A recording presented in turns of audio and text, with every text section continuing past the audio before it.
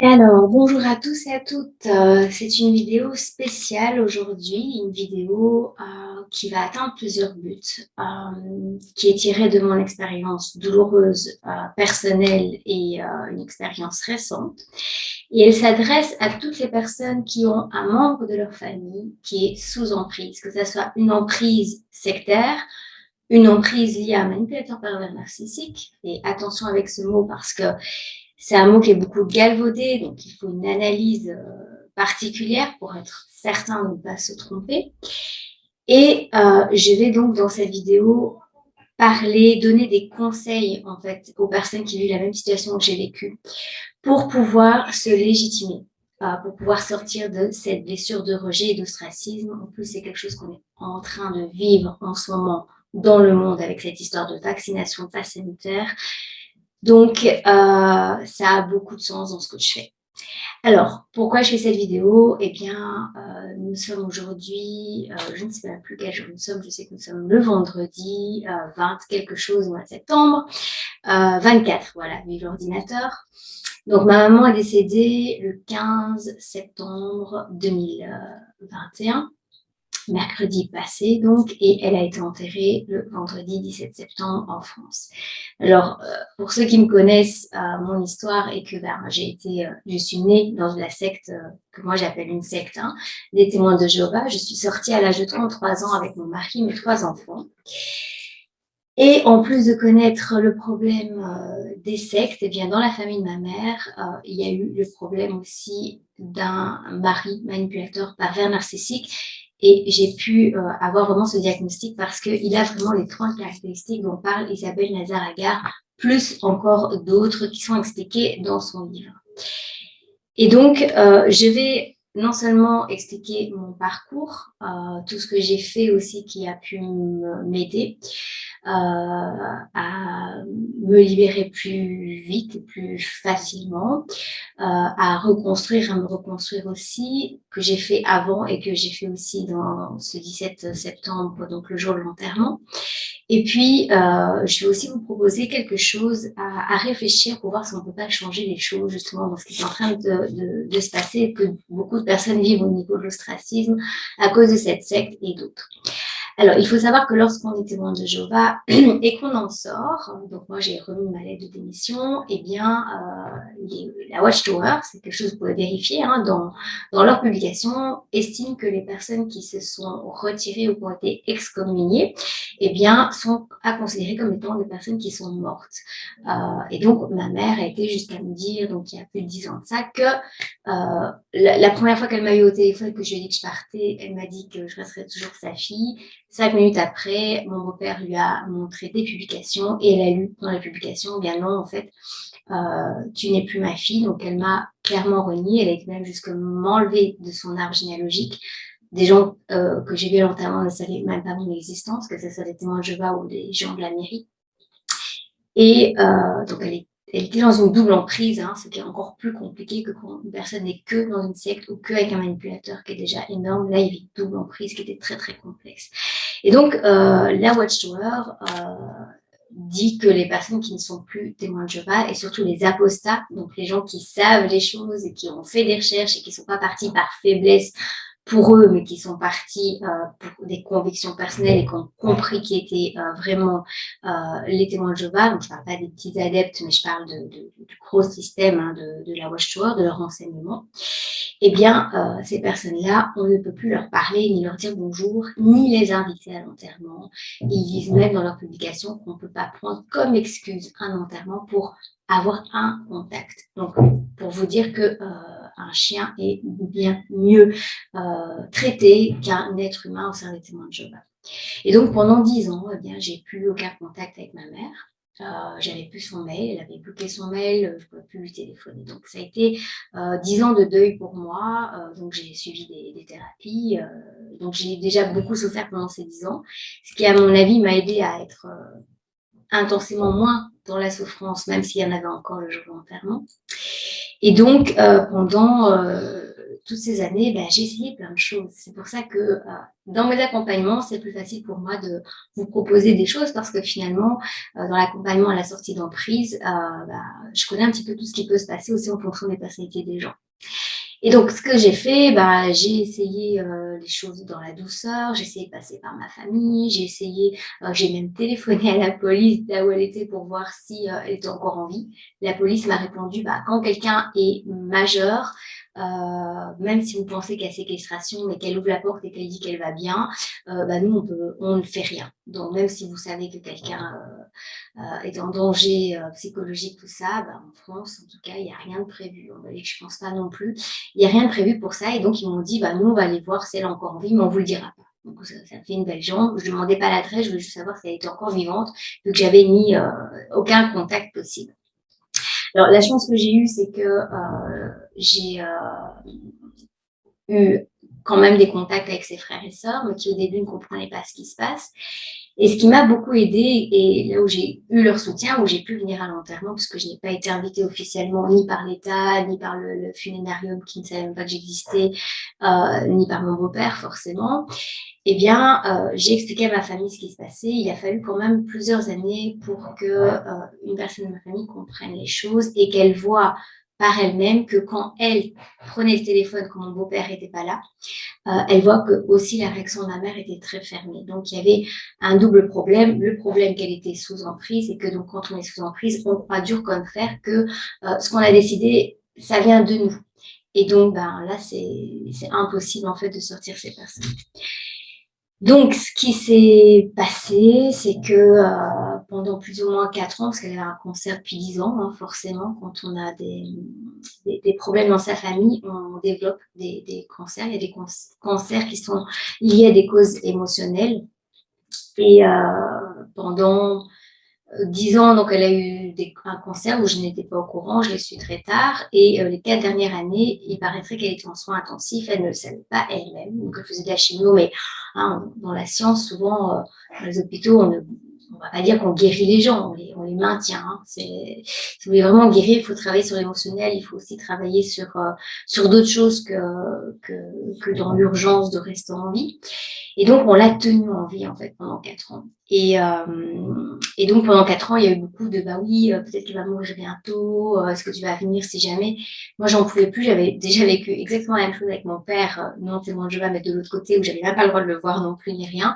Donc, j'ai dit, j'ai dit à ma tante, écoute, à un moment donné, enterrez-la et appelez-moi quand c'est fini, parce que moi, émotionnellement, j'en peux plus voilà, elle va pas bien, mais je peux rien faire, je peux rien dire, je peux pas la contacter. Donc, et ça devient un peu beaucoup de la torture et ça va, j'ai déjà donné. D'un autre côté, donc j'avais demandé qu'on me foute la paix pour que moi je puisse essayer de faire mon deuil compliqué, faire le deuil de quelqu'un qui n'est pas mort. Ça n'a pas de sens, mais voilà, c'est faire le deuil d'une relation, c'est très complexe. Et donc, malgré ce que j'avais dit, ma tante est très humaine, elle a compris que c'était aussi pour me soulager que je lui ai dit ça. Elle m'a appelée en me disant, voilà, là, c'est vraiment, vraiment la fin. Et donc, elle va décéder dans les jours qui viennent. Et donc, une autre de mes tantes a fait 10 heures de route aller-retour pour la voir et mettre le smartphone devant ma mère pour que je puisse la voir, moi et une de mes filles. Donc, sans les gens non témoins de Jéhovah, je n'aurais même pas pu la voir la veille de sa mort. Pourquoi je dis ça? Parce que finalement, ce que je me suis aperçue dans ce processus d'enterrement que j'ai vécu et qui m'a permis de prendre la place, j'ai eu des alliés finalement, sans le vouloir, sans calculer. Le fait d'avoir expliqué les choses à ma famille telles quelles pendant toutes ces années leur a permis de comprendre les choses, même si c'était un peu tard, c'était quand même un bon moment. Et donc, le conseil que moi je donnerais aux personnes qui voudraient être là à l'enterrement, je sais que c'est pas facile. Il y a beaucoup de personnes qui me disent que finalement c'est mieux de pas y être. Donc moi j'ai failli être ni à l'enterrement de mon père ni à l'enterrement de ma mère, puisque finalement aucune personne de la famille de sang m'ont averti, de très proche, donc au niveau conjoint et frères et sœurs. Voilà. Mes 2 de mes sœurs n'ont pas averti non plus. Et donc, j'ai dû à chaque fois trouver des stratégies pour connaître l'endroit de l'enterrement, pour être là. Et finalement, je suis très contente de l'avoir fait parce que ce rituel est important. Alors, si vous l'avez pas fait l'enterrement parce que vous n'avez pas pu, parce que vous n'avez pas eu la force, que vous pensez que c'était une façon de vous protéger, c'est OK aussi. Il faut savoir qu'on peut faire des rituels post-enterrement pour pouvoir vraiment finaliser son deuil. Et c'est très, très important pour pouvoir évoluer dans la vie et pour pouvoir prendre sa place.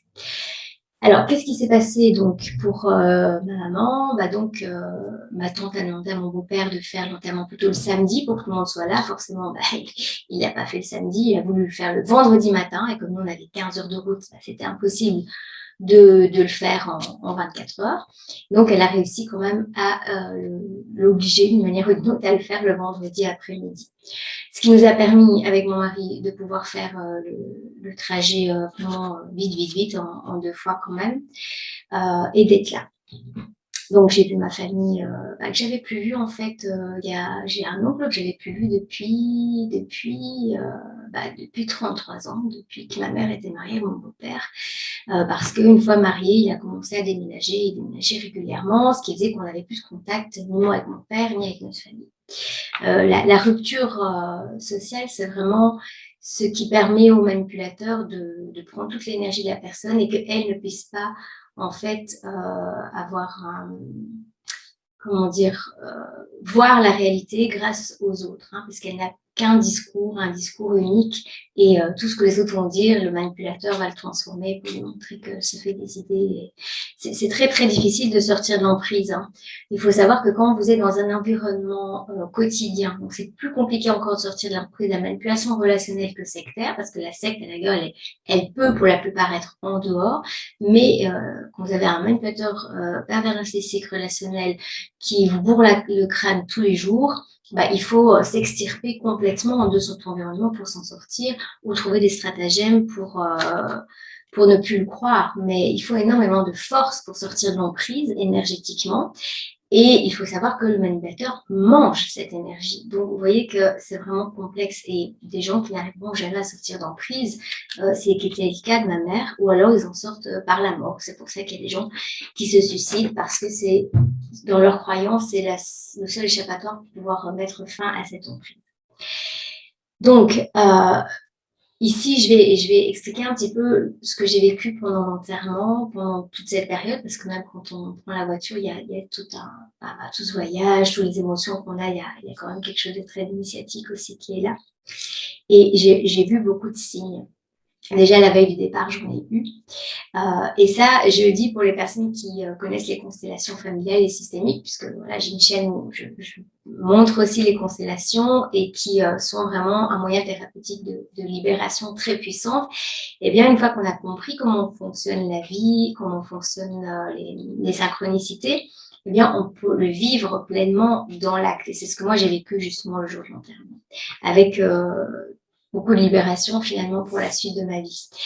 Donc, la veille de l'enterrement, donc le jour où ma maman est décédée, en fait, j'avais une grosse douleur au sacrum. Alors, il faut savoir que le sacrum, c'est justement le sacrifice, c'est tout ce qui est lié au problème d'abus aussi.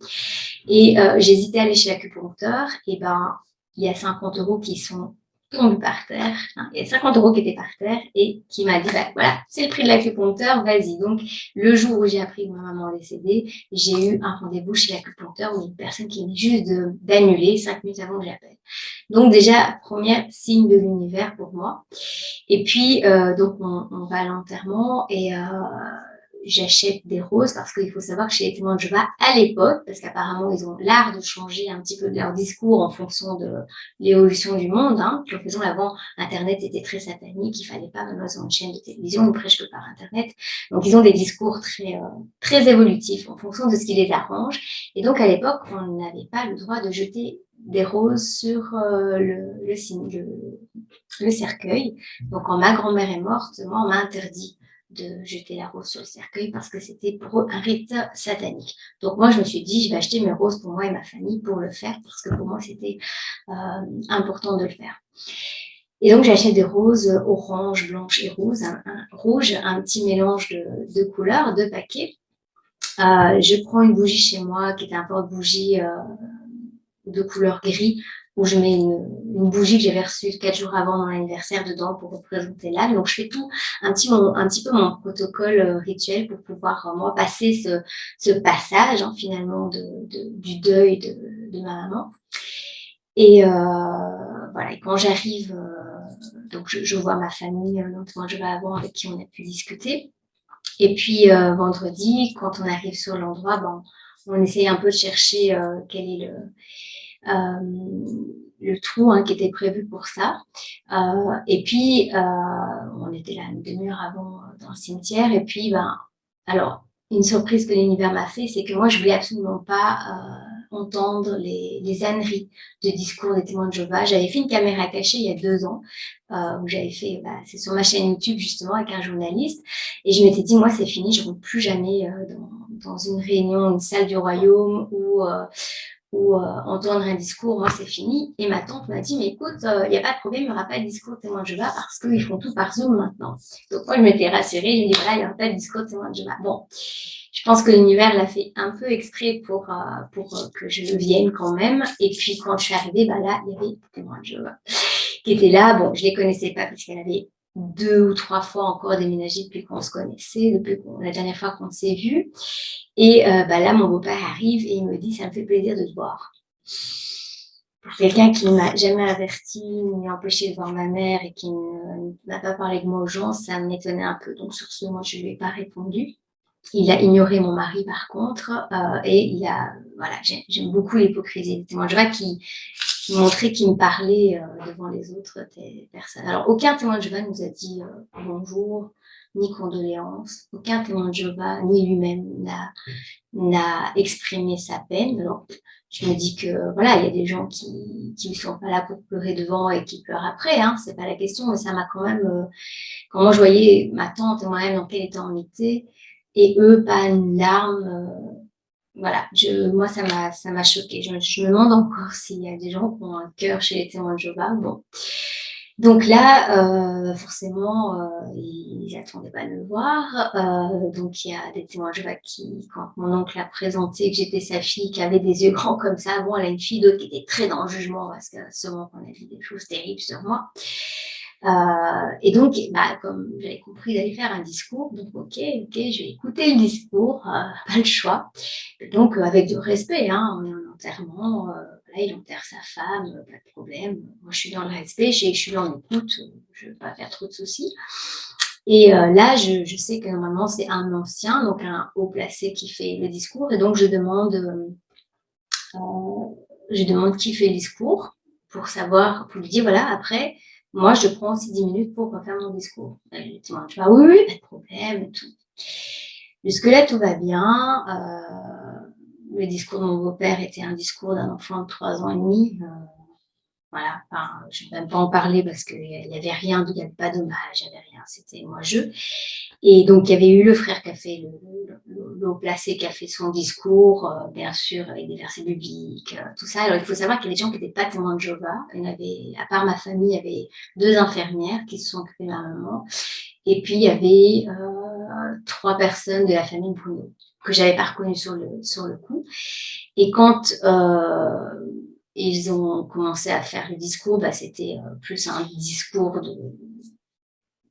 de doctrine que des hommages à la maman, pas grand-chose à dire sur elle.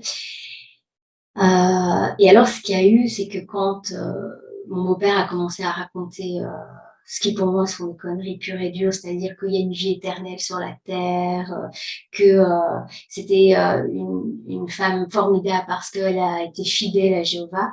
À ce moment-là, il y a un camion qui a fait un boucan d'enfer et qui a recouvert en fait ces paroles-là. Donc moi je rigolais, je me dis bah voilà, merci les anges là-haut de recouvrir des choses pas possibles parce que c'était un peu innommable d'entendre cette carotte qu'on tire, voilà, de la vie éternelle sur terre. Donc, ces témoins de Jéhovah, ils passent leur temps à sacrifier toute leur enfance, toute leur vie,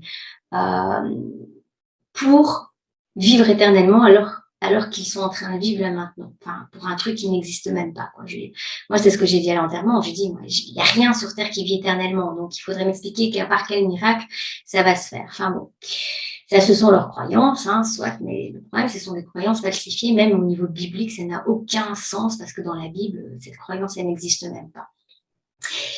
Et bon, soit. Et donc, mon beau-père finit sa prière, son discours, et donc là, moi, je dis, bah voilà, j'étais venue avec ma petite radio pour mettre des chansons. D'ailleurs, je vous mettrai dans la description le lien de la chanson de Emmanuel Moir, l'Odyssée. Sa chanson, c'est La Quête. Et voilà, c'est vraiment une chanson magnifique, très très triste dans ce genre de circonstances, mais très profonde, je trouve. Et puis après, j'ai mis la chanson de Patrick Fiori, parce qu'elle s'appelle Patricia, donc voilà, Patrick Fiori, sur le fait d'exprimer notre amour aux gens qui sont là autour de nous, hein, dans le présent, et que quand on est mort, c'est un peu plus possible, hein, de le faire présentement. Et quand j'ai commencé à parler, mon beau-père a commencé à faire un esclandre, à dire voilà, il faut que vous sachiez, c'est une excommuniée, c'est une apostate. Ma tante s'est énervée en disant mais quel manque de respect, t'as pas le droit de faire ça. Il est parti, ouais, moi je veux pas entendre ces histoires-là. J'avais rien dit. Donc là, au niveau de l'ostracisme, je suis désolée, mais déjà, ne pas avertir la fille unique, empêcher d'avoir, empêcher de parler, voilà, c'est ce que les sectes font, hein, c'est ce qu'on est en train de vivre aussi. C'est pour ça que moi je suis activiste par rapport à tout ce qui se passe en ce moment avec les vaccinés, les non vaccinés, les vaccins, parce que c'est clairement sectaire. Donc moi je peux pas ne rien dire ici, parce que je connais les dégâts que ça cause après. Et donc tous les témoins de Jéhovah l'ont suivi. Les seules personnes qui étaient là, c'était tous des non-témoins de Jéhovah. Donc voilà, moi j'ai expliqué que j'ai commencé en disant que c'était pour moi une grande tristesse, mais c'était aussi 10 ans de torture psychologique qui prenaient fin. Ouais, parce que c'était 10 ans de souffrance, d'impuissance aussi, de se dire, bah voilà, moi j'ai plein de gens à sortir d'emprise, d'autres personnes à faire leur deuil en sachant qu'il y a des gens qu'on ne pourra jamais sortir. Et moi-même, bah, je ne sais pas sortir d'emprise ma mère. Pourquoi? Parce que sortir d'emprise, c'est très, très, très complexe, que l'État ne fait absolument rien. Au contraire, l'État emprisonne aussi les gens. Donc forcément, on est dans une double, voire triple emprise. C'est très complexe. Et qu'en plus, bah, dans l'arbre généalogique, c'est pas aux enfants de protéger leurs parents. En général, c'est d'abord les parents qui doivent protéger les enfants, hein. Il y a des inversions de rôle comme ça. Et que bah voilà, c'était pas possible pour moi, donc c'était pour moi une grande tristesse de ne pas pouvoir avoir aidé ma propre mère. Et c'est comme ça, c'est le libre arbitre. C'est pour ça que moi j'insiste avec les personnes en disant quand tu sens qu'il y a une emprise qui va arriver, faut pas attendre, parce que sortir de l'emprise, c'est s'extirper, c'est pire que du sable mouvant, hein. Il y a des personnes qui n'ont tellement pas pris la possibilité de sortir au moment où il fallait, à plusieurs reprises, qu'à un moment donné, c'est tout simplement impossible. Physiquement, psychologiquement, matériellement, ça devient impossible. Et donc, moi, mon message, c'est n'attendez pas d'être dans le gouffre total pour ça. Donc voilà, je me suis exprimée, j'ai expliqué pourquoi on était sortis des témoins de Jéhovah. Et je me suis dit, bah, quelque part, puisque il faut aussi savoir que dans son discours, il a terminé son discours en disant, si vous voulez devenir témoin de Jéhovah, allez sur le site de BIP, je le dirai pas, des témoins de Jéhovah. Donc, une publicité le jour de l'enterrement de sa femme pour que les gens deviennent témoins de Jéhovah. Non, ça pour moi, c'était innommable. Enfin, voilà. Mais c'est la réalité, hein. Les témoins de Jéhovah, c'est comme ça. Eux, ce qu'ils veulent, c'est avoir des adeptes, point final. L'empathie, ça n'existe pas chez eux. Alors, il y a peut-être quelques personnes qui le sont, et ces personnes en général sont dans des souffrances extrêmes, puisque forcément, dans les sectes, vous avez les dominés et les dominants, hein, et bah, donc ceux qui sont dominés et qui sont sous emprise, eux, oui, ils ont l'empathie, mais ils sont dans la souffrance, mais ils n'ont pas de force pour agir. Et donc, je me suis dit, voilà, il y a d'autres personnes qui sont là, qui sont pas témoins de Jéhovah. J'avais même pas reconnu la famille de mon beau-père. En plus, la majorité des gens avaient des masques, pas tout le monde, parce qu'on était en extérieur. Et on a osé me dire, mais non, Céline, tu te trompes, c'est une incompréhension, ta mère t'a jamais renié. Et là, j'ai dit à un moment donné, écoutez, je pense que je sais mieux que quiconque ce que j'ai vécu. Donc moi, s'il y a des gens qui me disent que ce que je dis est faux, j'ai plus besoin de parler avec ces personnes. Mais j'ai expliqué pourquoi on était sortis, que j'ai protégé mes enfants d'un problème de pédophilie. Voilà, et que moi, mon but, voilà, avec ma mère, même si elle voulait rester témoin de Jéhovah, je l'aurais bien accepté. Je voulais juste avoir un contact avec elle. Et donc, les témoins de Jéhovah arrivent même à dire aux non-témoins de Jéhovah, autre chose. Donc, à même mettre sous emprise des gens qui ne le sont pas, ils croient ce que certains leur disent. Surtout que mon beau-père fait partie des gens haut placés, donc hein, forcément, ils ont parole d'évangile. Alors, ce qui s'est passé, ça a été un moment très éprouvant, mais j'ai exprimé les choses et en fait, dans mon chemin de vie, moi, ce que j'ai appris, c'est qu'en fait, tout ce qui m'a aidé dans ma vie à sortir de l'emprise, c'est l'authenticité. Parce que quand vous êtes vrai, quand vous dites les choses, que vous osez dire les choses, bah, qu'est-ce qui se passe? Et il va y avoir un nettoyage autour de vous, ceux qui ne vous croient pas, ceux qui n'ont pas envie d'aller vérifier les choses, ceux qui n'ont pas d'empathie, ils vont partir. Alors, ça fait qu'il reste peu de gens, mais au moins les gens qui restent, c'est des bonnes personnes. Il vaut mieux, moi, j'ai toujours qu'il vaut mieux être avec peu d'amis, mais des bons, qu'avec toute une communauté, mais que tout ça, c'est de l'hypocrisie. Alors, je suis certaine que les gens qui étaient là, les infirmières ne deviendront pas témoins de Jéhovah, parce que c'était le but de lui. Je me suis dit, bah voilà, même sur la tombe de ma mère, je suis en train d'aider encore les gens à voir les choses et à dire la vérité. Donc moi, ce que j'ai appris, parce que dans ma vie, bah, c'est toute cette blessure de rejet qu'il a, de l'ostracisme, de vouloir endoctriner les gens, d'empêcher les gens d'être vraiment eux-mêmes. Et donc j'ai fait ça encore sur l'enterrement de ma maman. C'était très dur, mais j'avais ma famille qui était là pour me soutenir. Et puis le plus beau cadeau, c'est que mon oncle m'a dit, mais pour jeter les roses, c'est toi, la fille, qui doit aller. Parce qu'en plus, du côté de ma mère, je suis fille unique. Donc, il me dit, c'est à toi de prendre ta place. Alors, il m'a poussé gentiment. Il m'a dit, voilà, c'est toi qui dois lancer la première des roses. Et j'ai demandé à mes deux tantes de venir avec. Et donc, c'est la famille du côté de ma mère, non témoin de Jéhovah, qui a lancé les roses en premier et mon mari qui a clôturé la donge par rapport à ça. Et alors, ce qui était très magique, c'est que quand j'ai jeté les roses, eh bien, j'en avais 3 et la rose rouge, que je vais mettre sur la photo, je vais la mettre après, la rose rouge de gauche, c'était la mienne, qui est restée, toutes les autres sont tombées.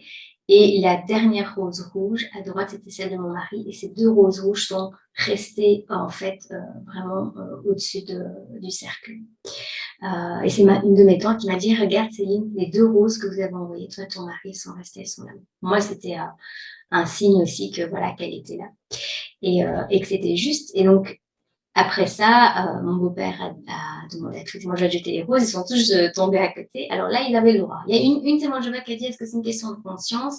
Est-ce qu'on peut faire ça? Et mon beau-père a dit, oh, oui, c'est une question de conscience. Enfin, le truc qu'on dit quand on veut faire ce qu'on veut et qu'on ne suit pas les principes, hein, qu'on change le discours. Et donc, à la fin, à un moment donné, et c'est là où je voudrais montrer le pouvoir d'arriver à faire ce qui est juste pour pouvoir sortir complètement d'emprise et récupérer, retrouver son pouvoir intérieur face au manipulateur. Et mon beau-père, donc j'étais en train de discuter avec les infirmières, que lui a certainement prêché pendant des années, et vouloir convaincre de devenir témoin de Jéhovah. Et il y en a une qui me parle de la vie éternelle sur Terre. J'écoute, moi, dans mes croyances, je n'y crois pas. Moi, je sais que, pour moi, je l'ai senti le jour où elle est décédée. Moi, je sais que ma mère, elle est, son âme survit, voilà, qu'elle est là et qu'elle va même mettre de l'ordre dans tout ce qu'on est en train de vivre. Et là, mon beau-père s'est retourné en disant, oui, vous n'avez pas le droit de critiquer, c'était ses croyances, c'est moi, je vais. Et là, je lui ai rabaissé le café, je dis maintenant, tu arrêtes ton cinéma. Je lui ai parlé comme un enfant de 4 ans. Parce que c'est vrai que quand je suis arrivée à l'enterrement, j'avais vraiment pas envie de le voir et j'avais un peu le stress par rapport à lui. Pas autant que quand j'étais enfant, mais j'avais encore. Et le fait de lui avoir dit, maintenant ça suffit, tu arrêtes ton cinéma, ça a fermé le caquet et moi, ça m'a permis de revenir d'une adulte qui n'a plus peur de son ancien bourreau finalement et de voir qu'il n'a rien ce gars en fait. Donc de sortir de cette peur de l'intimidation. Et quand on fait ça en fait, on reprend un pouvoir sur soi. Et donc moi ce que je dis toujours c'est que pour guérir, il faut confronter au manipulateur et arriver à être au-dessus de lui. C'est quelque chose qu'on va faire une fois, hein. C'est pas un rapport de force pour être dominant. C'est juste pour dire, voilà, maintenant c'est fini, on est d'égal à égal et tu n'as plus de prise sur moi. Et c'est ce qui s'est passé à ce moment-là. Alors après, lui, il a lancé plein de roses en même temps pour essayer de les mettre sur les nôtres. Ça n'a pas fonctionné. Donc voilà. Mais moi, j'étais vraiment choquée de voir qu'à un enterrement, ce genre de personnage-là n'a même n'a pas d'empathie. Enfin, des gens, pour moi, c'est des psychopathes. Ces gens sont des malades, quoi. C'est grave. Son seul discours, quand il a terminé son discours, c'était oui, maintenant, je vais devoir apprendre à vivre seul. Voilà. Moi, toujours, moi, je la vie manipulateur. Pour finir, je parle avec la personne du funérarium, funérarium, je sais pas comment on dit ça, je crois qu'on appelle ça des croque-morts, très très beau à dire. Moi, je n'aime pas trop parler d'eux comme ça, mais voilà, c'est une gentille personne. Et il me dit, mais écoutez, moi, je suis un peu désolée de ce qui se passe au niveau de l'enterrement, pas au niveau relationnel, mais lui, c'est au niveau de la terre. Parce qu'il dit la terre, en fait, est tellement meuble que même quand ils ont mis ma maman dans le trou, il y en a un qui a failli tomber avec, tellement la terre ne tenait pas. Ils ont dû mettre des plaques sur le côté pour le tenir et le trou était extrêmement profond. Et je lui dis, mais ne vous inquiétez en rien, parce que le gars, il était, il dit, moi, j'ai jamais vu un trou aussi moche, c'est pas possible, il va falloir 6 mois pour mettre une dalle, tellement, voilà, moi, je ne connais pas grand-chose en terre dans les cimetières, donc je ne savais pas trop de quoi il parlait. Mais j'ai regardé, j'ai dit, écoutez, ma mère est dans une double emprise, et ce qu'on vit là, au niveau de sa tombe, c'est ce qu'elle a vécu toute sa vie. Donc, vous inquiétez pas, ça reste quelque chose de logique par rapport à son vécu. Donc voilà, moi j'ai vécu beaucoup de signes comme ça. Forcément alors il y a eu un autre signe très beau, c'est que ma tante a acheté une plaque que je mettrai aussi à la fin de la vidéo, une plaque, et en fait elle avait aussi choisi la couleur orange avec un papillon. Elle a dit, quand j'ai vu celui-là, je me suis dit que voilà, Chocopa, c'est l'hymne des papillons, c'est clairement ça. Et moi j'étais venue en orange en haut, j'avais des fleurs oranges et la plaque était en orange. Donc je me dis, voilà, la vie, je sais pas là-haut comment on nomme les anges, les archanges, les entités, tout ça. En tout cas, moi, je suis pas du tout dans le dogme, je suis plutôt en train d'évoluer. Donc, je me dis que les croyances, ça reste des croyances et que ça nous aide quelque part. Tant que ça nous aide, c'est positif. Quand ça nous aide plus, c'est qu'il faut évoluer dans nos croyances. Mais j'ai trouvé que c'était un beau clin d'œil de l'univers par rapport à ce que j'ai vécu, parce que grâce à ma famille, j'ai pu être là. J'ai pu faire un discours, ce que je n'avais pas pu faire pour l'enterrement de mon père, parce qu'on m'avait complètement interdit, on m'avait menacé de me frapper même si je parlais, et après on me l'avait même reproché, t'as pas fait de discours. Enfin, voilà.